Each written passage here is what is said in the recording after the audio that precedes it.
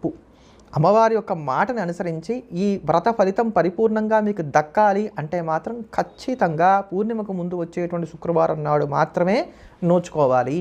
ఇది దేవీ వచనం. అమ్మవారి మాట కూడా మనం వినకపోతే ఇంకెవరి మాట వింటామని చెప్పండి. అలానే మరి స్త్రీలకు ఆటంకం వస్తుంది కదా అంటే ముందే ఊహించుకొని ఇలా చేయకూడదు.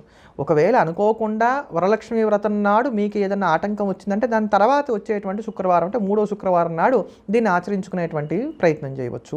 అసలు వాస్తవానికైతే ఆ సంవత్సరానికి ఆ వ్రతలోపం కలిగినట్టు, కానీ స్త్రీలకు ఇది ప్రకృతి సహజంగా వచ్చేటువంటిది కనుక మనసు కష్టపెట్టుకోకుండా దాని తర్వాత అంటే 3వ శుక్రవారం నాడు ఈ వ్రతాన్ని ఆచరించేటువంటి ప్రయత్నం చేయాలి. కనుక శ్రావణ పూర్ణిమకు ముందు వచ్చేటువంటి శుక్రవారం నాడు చేస్తేనే అది వరలక్ష్మి వ్రతం అవుతుంది.